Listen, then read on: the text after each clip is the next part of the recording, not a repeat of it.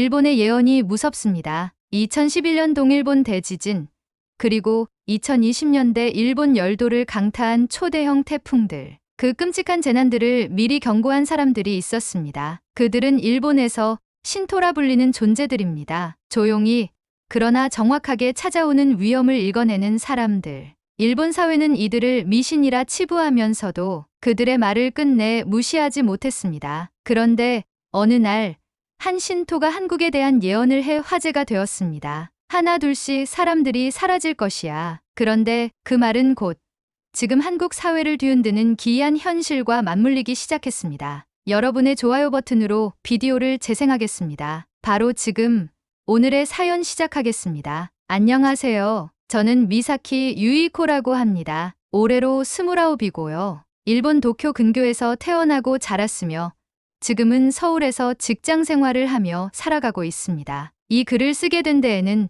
조금 특별한 이유가 있어요. 며칠 전 우연히 본 한 영상 때문인데요. 독일의 유명 유튜버가 만든 다큐멘터리였는데 제목이 이랬습니다. 한국은 끝났다. 처음엔 제목이 너무 과장된 것 같아서 그냥 지나치려 했습니다. 그런데 그 영상이 어쩐지 이상하게도 제 발걸음을 멈추게 했어요. 영상 속에서 말하는 한국의 미래는 제가 몇 년 전부터 들었던 이야기들과 너무도 닮아 있었거든요. 그리고 그때 떠오른 사람이 있습니다. 바로 제 외할머니였어요. 이야기를 본격적으로 시작하기에 앞서 잠시 제 과거를 말씀드려야 할 것 같아요. 제가 일본에 있을 때 저는 도쿄 시내에 있는 중소 마케팅 에이전시에서 근무했었습니다. 입사 초반엔 나름 기대도 있었고 사람들과 잘 어울리기 위해 애도 많이 썼어요. 하지만 시간이 흐를수록 저는 점점 저 자신이 투명해지는 기분을 지울 수 없었습니다. 매일 아침 같은 시간에 출근길, 같은 지하철, 같은 회의, 같은 말, 같은 얼굴들. 삶은 정체된 듯 흘러갔고 업무 성과를 아무리 내도 회사 분위기나 제 처우는 조금도 바뀌지 않았습니다. 제 능력보다 제 성별이 더 중요해 보이는 순간들이 많았고 나이와 결혼 여부로 저를 판단하려는 상사의 태도에 숨이 막혔습니다. 지금은 때가 아니야. 여자라면 좀 더 조심해야지. 아직 어리잖아. 조금만 더 배워봐. 처음엔 참아보려 했어요. 하지만 어느 순간부터 회사 책상에 앉아있는 제 자신이 마치 투명 인간처럼 느껴졌습니다. 존재는 있지만 목소리는 닿지 않는 사람. 그게 제가 마주한 현실이었죠. 그 무렵 저는 퇴근 후 집에서 한국 예능 프로그램을 즐겨보기 시작했습니다. 처음엔 단순한 스트레스 해소용이었지만 점점 그 안에 사람들과 문화, 그리고 분위기에 마음이 끌리기 시작했어요. 한국인들의 대화는 격식보다는 솔직함이 먼저였고 회사에서의 인간관계도 훨씬 수평적인 분위기처럼 느껴졌습니다. 무엇보다 놀라웠던 건 한국 콘텐츠에서 그려지는 남성상이었어요. 섬세하고 따뜻하며 상대를 존중할 줄 아는 모습. 제가 일본에서 흔히 겪었던 묵묵함이라는 이름의 무관심과는 전혀 다른 세계였습니다. 물론 현실과 드라마는 다르겠지만 적어도 그 안에는 제가 꿈꾸던 세계가 있었습니다. 그때 문득 이런 생각이 들었어요. 지금이라면 한국에서 다시 시작할 수 있지 않을까? 지금 여기서 살고 있다면 나는 달라질 수 없을지도 몰라. 그 막연한 기대는 점점 구체적인 결심으로 변해갔습니다. 한국어 공부를 다시 시작했고 이력서를 준비했고 마침내 서울에 있는 한 스타트업에서 인터뷰 제안을 받게 되었죠. 그제야 현실로 다가온 겁니다. 정말로 떠날 수 있겠다는 생각이요. 그 소식을 처음으로 전한 사람은 부모님도 친구도 아닌 외할머니였어요. 제게 있어 가족 그 누구보다 믿음직하고 때로는 신비롭기까지 한 분이죠. 할머니는 제가 말하자마자 고개를 천천히 저으셨습니다. 그리고 아주 단호하게 말씀하셨습니다. 안 된다. 유이코, 절대 한국으로 가선 안 돼. 그때는 그저 걱정이라고 생각했지만 할머니는 단순한 반대가 아니었습니다. 오히려 경고에 가까웠습니다. 할머니의 반응은 예상보다 훨씬 강경했습니다. 원래 조용하고 단아한 성품이셨던 할머니는 그날따라 말투가 무겁고 단호하셨죠. 일본에서 벗어난다고 달라질 게 없어. 거긴 더 위험해. 그렇게 말씀하신 뒤 밤새 창밖을 바라보며 한숨을 쉬시던 모습을 저는 지금도 생생히 기억하고 있습니다. 사실 저희 가족 사이에서 할머니는 조금 특별한 존재이셨습니다. 어릴 적부터 예지력이 있다는 이야기를 종종 들으셨는데요. 그게 단순한 소문이 아니라는 건 몇 차례 실제로 증명된 적이 있었습니다. 제가 중학생이던 해 한밤중에 집을 나가자는 할머니의 말에 따라 모두가 피신했던 적이 있었는데 바로 그날 새벽 저희 동네 근처에서 큰 지진이 발생했거든요. 아무도 예측하지 못했던 일이었지만 할머니는 마치 어딘가로부터 신호를 받은 사람처럼 움직이셨어요. 또 작년에는 여름 태풍의 진로를 미리 짐작하셔서 가족 전체가 미리 대피 준비를 할 수 있었고요. 그런 경험이 누적되다 보니 저희 가족은 할머니의 말은 그냥 넘기면 안 된다는 공감대를 자연스럽게 갖고 있었습니다. 그래서였을까요? 이번에도 할머니가 그렇게 말씀하시자 부모님 역시 갑작스레 심각한 표정을 지으셨습니다. 아버지는 말없이 고개를 숙였고 어머니는 조심스럽게 제 손을 잡으셨어요. 유이코, 지금 한국이 좋아 보일 수 있지. 하지만 너무 빠르게 변하는 나라일수록 그만큼 위태로워질 수도 있는 거야. 어머니는 그렇게 말씀하시며 여기서 조금만 더 기다리면 좋은 기회가 또 올 거야 라고 다독이셨습니다. 하지만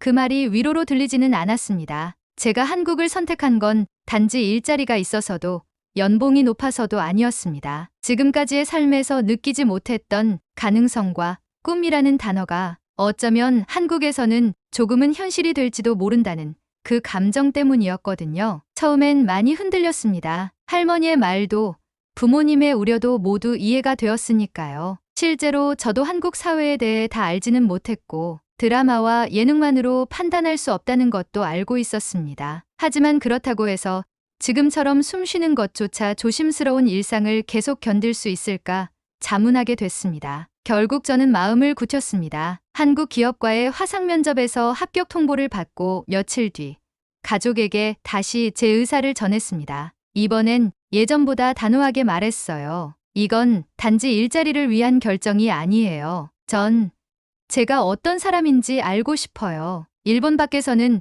제가 다르게 살 수 있을지도 모르니까요. 할머니 말처럼 미래에 고생하게 되더라도 전 지금 그 미래를 만들고 싶어요. 그 말을 하고 난 뒤 할머니는 아무 말씀도 하지 않으셨습니다. 다만 오래도록 제 눈을 바라보시다 마지막으로 한마디 하셨어요. 그러면 끝까지 살아내라. 그 말이 저에겐 묵직한 축복처럼 들렸습니다. 손에 꼭 쥐어주신 천연석 부적을 품에 안고 저는 도쿄를 떠나 한국 서울로 향하는 비행기에 몸을 실었습니다. 공항 게이트를 지나던 순간 몇 번이고 제 결심을 확인하며 숨을 고른 기억이 납니다. 한국에서의 첫날은 아직도 또렷하게 기억나요. 공기가 다르고 사람들의 말투가 다르고 버스에서 흘러나오는 음악조차 생소했지만 이상하게도 낯설지 않았습니다. 마치 한 번쯤 살아봤던 도시처럼 이상한 편안함이 느껴졌어요. 강남에 있는 사무실 빌딩에 들어서던 순간 제 심장은 마치 다시 태어난 것처럼 두근거렸습니다. 그리고 그렇게 저는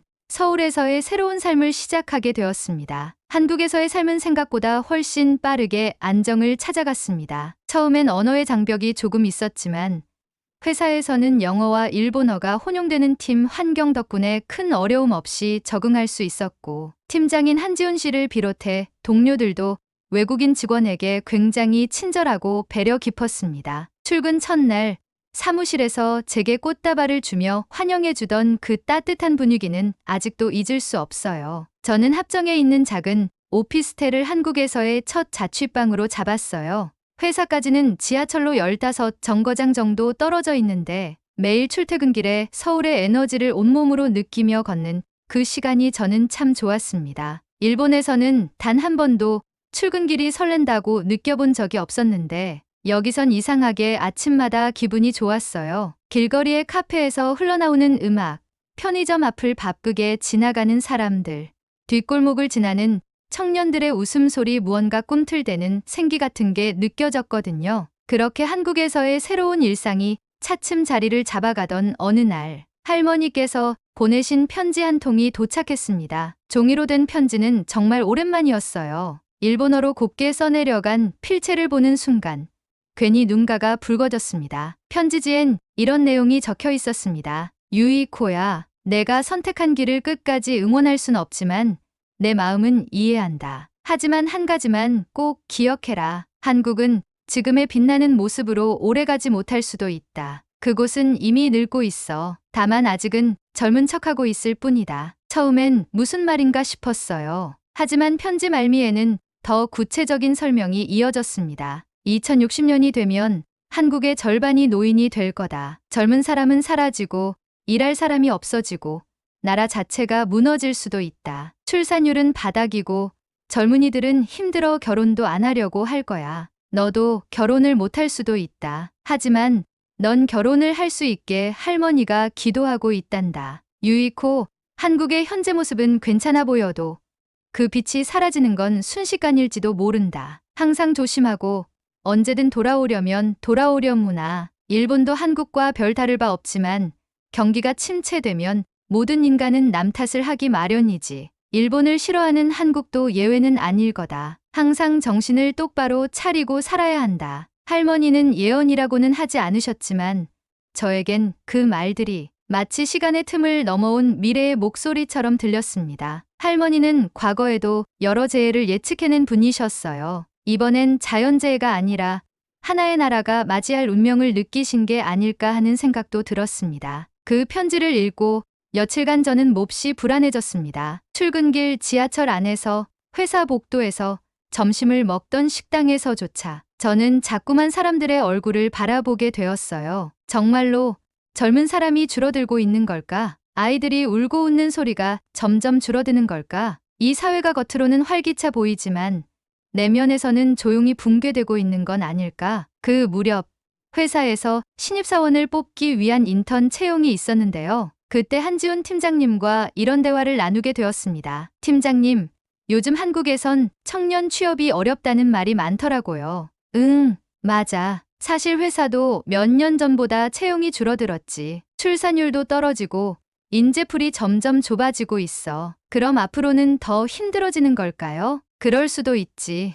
그래서 우린 지금 더 많이 준비해야 해. 미래를 대비하려면 지금부터 바꿔야 하니까. 그 말에 저는 묘한 충격을 받았습니다. 일본에서는 그건 국가가 할 일이야 라는 말이 너무 흔했거든요. 그런데 여기선 우리가 바꿔야 한다고 말하는 사람이 있었습니다. 한국이라는 나라는 여전히 위태롭고 불안한 현실 속에서도 스스로를 변화시키려는 의지를 가진 사람들이 살아가는 곳이라는 걸 저는 그제야 어렴풋이 느끼기 시작했어요. 그럼에도 불구하고 제 마음 한구석엔 여전히 불안이 남아 있었습니다. 할머니가 말한 그 사라지는 빛이라는 표현이 자꾸만 머릿속에 맴돌았거든요. 과연 내가 택한 이곳이 시간이 흘러도 빛을 잃지 않을 수 있을까? 그 의문은 며칠 뒤 어느 영상 하나를 통해 다시 현실이 되었습니다. 그리고 그 순간 저는 다시 할머니의 말이 떠오르며 서늘한 전율을 느끼게 됩니다. 그날은 평소처럼 시작된 평범한 하루였습니다.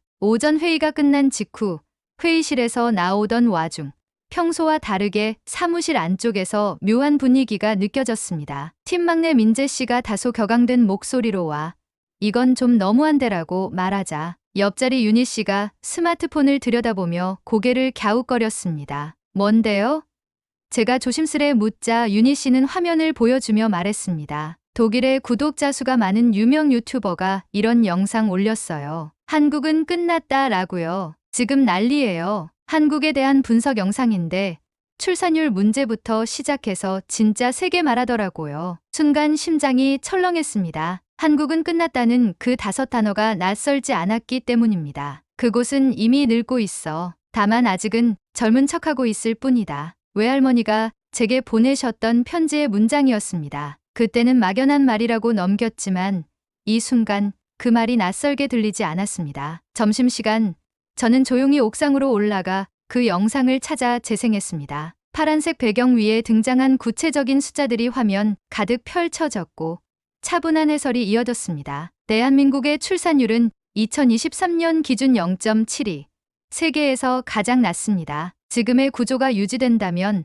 앞으로 4세대 안에 전체 인구의 95%가 사라질 수 있습니다. 숫자뿐만이 아니었습니다. 영상은 인구 피라미드가 거꾸로 뒤집혀가는 모습을 시각화하여 보여줬습니다. 아래로 넓어야 할 아동 인구층이 점차 얇아지고 중간층이 사라지고 결국 노인층만이 탑처럼 쌓인 구조. 그것은 제가 교과서에서 본 인구 소멸, 국가의 단면과 같았습니다. 2060년에는 전체 인구의 절반 이상이 65살 이상이 됩니다. 이어서 등장한 장면은 서울 시내 풍경이었습니다. 출근 시간대인데도 거리에는 젊은이가 거의 없었습니다. 초등학교의 학생은 거의 없고 유치원은 적은 출산율로 인해 운영 중단 팻말이 붙었습니다. 병원 자리는 노인 요양원으로 바뀌었고 아이들을 위한 시설은 모두 노인에게로 돌아가고 있었습니다. 그때 어떤 불길한 예감이 머리끝까지 스며들었습니다. 할머니가 보여주신 그 편지, 거기에 적힌